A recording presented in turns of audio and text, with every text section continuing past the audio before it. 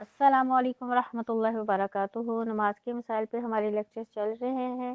آج کا ٹاپک ہے نماز کے بعد کون سی اذکار کرنا سنت ہے۔ فرض نماز سے سلام پھیرنے کے بعد اونچی آواز میں 1 مرتبہ اللہ اکبر اور آہستہ آواز میں 3 بار استغفر اللہ اور اس کے بعد اللہم انت السلام پڑھنا مسنون ہے۔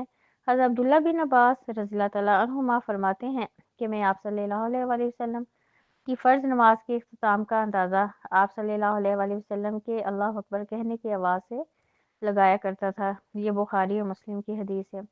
حضرت ثوبان رضی اللہ تعالیٰ عنہ فرماتے ہیں کہ آپ صلی اللہ علیہ وآلہ وسلم جب نماز سے فارغ ہوتے تو 3 بار استغفر اللہ کہتے اور پھر فرماتے یا اللہ تو سلامتی ہے، سلامتی تجھی سے حاصل ہو سکتی ہے، اے بزرگی اور بخشش کے مالک تیری ذات بڑی بابرکت ہے۔ یہ مسلم کی حدیث ہے۔ تو فرض نماز میں سلام پھیرنے کے بعد یہ دعائیں پڑھنا جو ہے وہ سنت ہے۔ دوسری مسنون دعائیں یہ ہیں۔ حضرت معاذ بن جبل رضی اللہ تعالیٰ عنہ فرماتے ہیں کہ آپ صلی اللہ علیہ وآلہ وسلم نے میرا ہاتھ پکڑ کے فرمایا اے معاذ میں تجھ سے محبت کرتا ہوں۔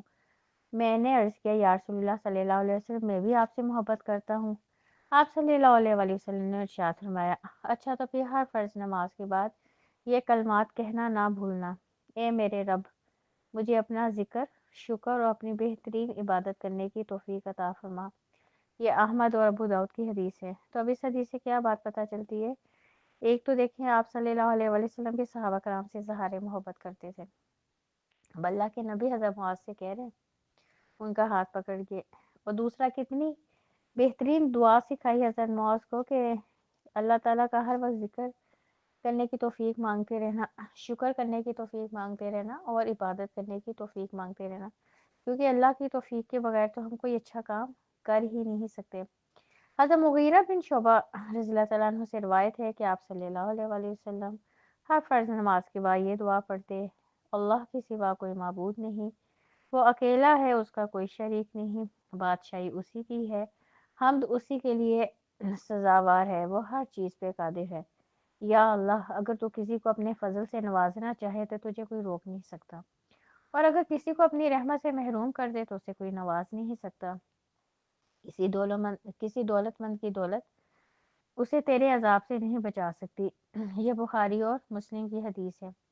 تو اب دیکھیں یہ بھی کتنی جامع دعا ہے۔ شروع میں اللہ کی توحید کی بات ہو رہی ہے اور اس کے بعد جو ہے اب اللہ تعالیٰ پہ توکل کتنا اسٹرانگ انسان کرتا ہے کہ ہر نعمت جو انسان کو ملتی ہے اللہ کی توفیق سے ملتی ہے، اور اگر انسان کو کچھ نہیں ملتا وہ بھی اللہ کے حکم سے نہیں ملتا، اور انسان کی دولت انسان کو اللہ کے عذاب سے نہیں بچا سکتی، صرف نیکی ہی اللہ کے عذاب سے بچا سکتی ہے۔ حضرت ابو ہریرہ رضی اللہ تعالیٰ عنہ کہتے ہیں آپ صلی اللہ علیہ وآلہ وسلم نے فرمایا جس نے نماز کے بعد 33 بار سبحان اللہ، 33 مرتبہ الحمدللہ اور 33 مرتبہ اللہ اکبر کہا اس نے 99 کی تعداد پوری کی، اور 100ویں مرتبہ لا الہ الا اللہ وحدہ لا شریک لہ لہ الملک و لہ الحمد وہو علی کل شیء قدیر کہا تو اس کے سارے گناہ خواہ سمندر کے جھاگ کے برابر ہی کیوں نہ ہو معاف کر دیے جائیں گے۔ یہ مسلم کی حدیث ہے۔ تو اس لیے فرض نماز میں سلام پھیرنے کے بعد یہ جو ہے تسبیحات ہمیں کرنی چاہیے، اور دیکھیں کتنی بڑی خوشخبری دی گئی ہے کہ اللہ اس بندے کے سارے گناہ معاف کر دیتا ہے۔ حضرت عقبہ بن عامر رضی اللہ تعالیٰ عنہ فرماتے ہیں مجھے آپ صلی اللہ علیہ وآلہ وسلم نے ہر نماز کے بعد معوذات پڑھنے کا حکم دیا۔ اب معوذات سے مراد قرآن پاک کی جو ہے آخری 3 صورتیں ہیں، سورۃ اخلاص، سورۃ فلق اور سورۃ ناس۔ تو آپ صلی اللہ علیہ وآلہ وسلم ہر فرض نماز کے بعد جو ہے جیسے آیت الکرسی کی تلاوت فرماتے تھے اسی طرح یہ تینوں صورتیں بھی پڑھتے تھے۔ حضرت کعب بن عجرہ رضی اللہ تعالیٰ عنہ سے روایت ہے کہ آپ صلی اللہ علیہ وآلہ وسلم نے فرمایا نماز کے بعد پڑھی جانے والی کچھ ایسی دعائیں ہیں جنہیں پڑھنے والا یا ان کا ذکر کرنے والا کبھی بھی ثواب سے محروم نہیں رہتا۔ ان میں سے ایک یہ ہے 33 مرتبہ سبحان اللہ، 33 مرتبہ الحمدللہ اور 34 مرتبہ اللہ اکبر۔ حضرت عبداللہ بن زبیر رضی اللہ تعالیٰ عنہ کہتے ہیں آپ صلی اللہ علیہ وآلہ وسلم جب فرض نماز سے فارغ ہوتے تو بلند آواز میں یہ کلمات فرماتے: اللہ کے سوا کوئی معبود نہیں، وہ واحد ہے، اس کا کوئی شریک نہیں، بادشاہی اسی کے لیے ہے، وہ ہر چیز پہ قادر ہے۔ اللہ کی توفیق کے بغیر نہ گناہ سے بچنے کی طاقت ہے نہ نیکی کرنے کی طاقت۔ اللہ کے سوا کوئی معبود نہیں، اس کے سوا ہم کسی کی بندگی نہیں کرتے، سب نعمتیں اس کی طرف سے ہیں، بزرگی اسی کے لیے ہے، بہترین تعریف کا مالک وہی ہے، اس کے سوا کوئی معبود نہیں، ہم اپنا دین اسی کے لیے خالص کرتے ہیں، کافروں کو خواہ کتنا ہی ناگوار کیوں نہ ہو۔ یہ مسلم کی حدیث ہے۔ حضرت ابو امامہ رضی اللہ عنہ کہتے ہیں، آپ صلی اللہ علیہ وآلہ وسلم نے فرمایا: جس نے ہر نماز کے بعد آیت الکرسی پڑھی، اسے موت کے سوا کوئی چیز جنت میں جانے سے نہیں روک سکتی۔ یہ نسائی کی حدیث ہے۔ تو اب دیکھیں کتنی بڑی بات بتا دی گئی۔ ہم 5 وقت نماز پڑھتے ہیں اور ہر فرض نماز کے بعد آیت الکرسی پڑھتے ہیں، تو جیسے ہی وہ انسان مرے گا تو وہ فوراً سے پہلے جنت میں چلا جائے گا، اس لیے ہمیں ہر فرض نماز کے بعد آیت الکرسی پڑھنے کا اہتمام کرنا چاہیے۔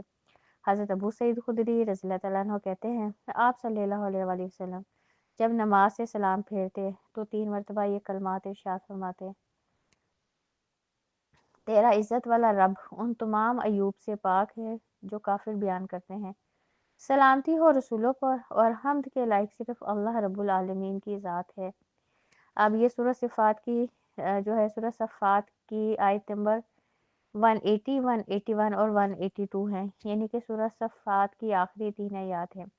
ایک حدیث میں آتا ہے کہ اگر نماز کے بعد یہ کلمات کہنے والوں کو عبادت کا پورا پورا ثواب مل جاتا ہے، اور مفسرین یہاں تک کہتے ہیں کہ ان آیات میں اتنا کچھ ہے کہ بیان نہیں کیا جا سکتا۔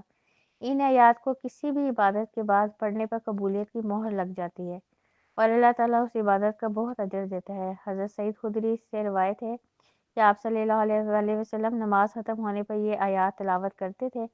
حضرت علی رضی اللہ عنہ کا قول ہے: جو شخص یہ چاہتا ہے کہ قیامت کے دن اس کو اس کے نیک اعمال کا جو ہے پورا اجر ملے، تو اس کو چاہیے کہ وہ اپنی ہر مجلس کے آخر میں اور نیکی کے کام میں یہ آیات پڑھیں۔ اب دیکھیں ان آیات کی کتنی فضیلت ہے۔ ہم جو بھی نیکی کا کام کرتے ہیں، اگر اس کے بعد ہم یہ دعا پڑھتے ہیں تو اللہ تعالیٰ اس پہ قبولیت کی جو ہے مہر لگا دیتا ہے۔ اللہ تعالیٰ ہم سب کو نماز کے بعد یہ اذکار کرنے کی توفیق عطا فرمائے، آمین۔ ربنا تقبل منا انک انت السمیع العلیم وتب علینا انک انت التواب الرحیم۔ سبحان ربک رب العزت عما یصفون وسلام علی المرسلین والحمد للہ رب العالمین۔ السلام علیکم ورحمۃ اللہ وبرکاتہ۔